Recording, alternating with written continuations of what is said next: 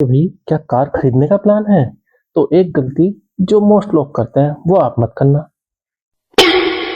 आज मैं आपको बताऊंगा एक सिंपल सा रूल जो आपको नई कार खरीदने के बाद होने वाली फाइनेंशियल टेंशन से बचा सकता है।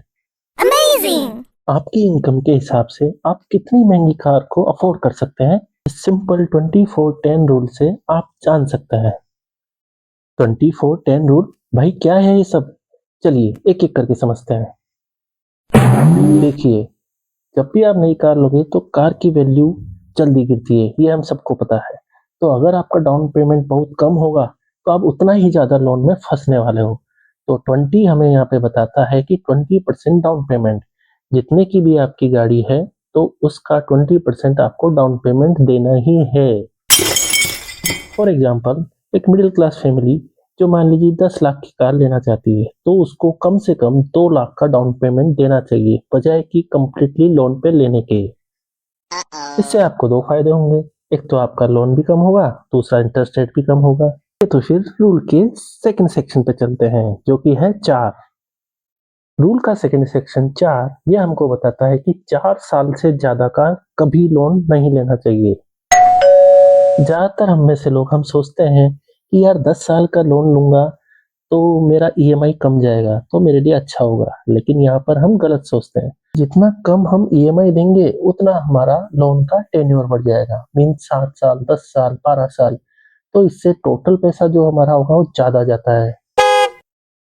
और फिर आप ही सोचिए, 5 साल 10 साल बाद फिर आप एक पुरानी गाड़ी का लोन भर रहे हैं तो क्या आपको वो देख के अच्छा लगेगा?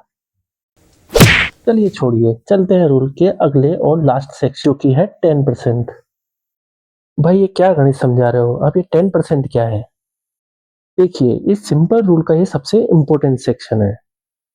ये 10% हमें बताता है कि आपकी कार का खर्चा मंथली इनकम का ओनली 10% होना चाहिए।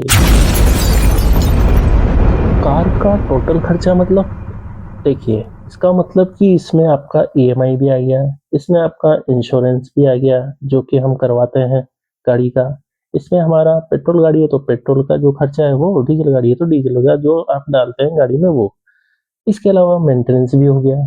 तो ये सब ईएमआई, इंश्योरेंस, पेट्रोल, मेंटेनेंस, ये सब मिला के जितना खर्चा होगा वो आपकी मंथली इनकम का, ईयरली नहीं मंथली इनकम का ओनली 10% होना चाहिए।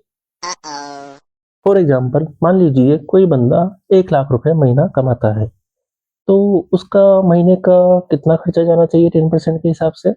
जी हाँ, बिल्कुल सही, 10,000 रुपये।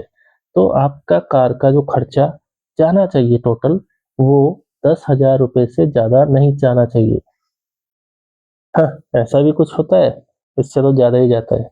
नहीं नहीं, अगर ज़्यादा जा रहा है तो कोई बात नहीं, तब आप कार को नहीं चला रहे हैं, कार आपको चला रही है और आपको कंट्रोल कर रही है। क्या फालतू का रूल है? क्या रूल वूल से कोई कार खरीदता है क्या? हाँ भाई, रूल परफेक्ट तो नहीं कह सकते, लेकिन कई लोगों के लिए काफी फायदेमंद है। अगर आप डेब्ट से मतलब कि लोन से थोड़ा दूर रहना चाहते हैं, फ्यूचर में स्ट्रेस थोड़ा कम लेना चाहते हैं और चैन की नींद सोना चाहते हैं, तो ये रूल आपके लिए काफी हेल्पफुल है भाई।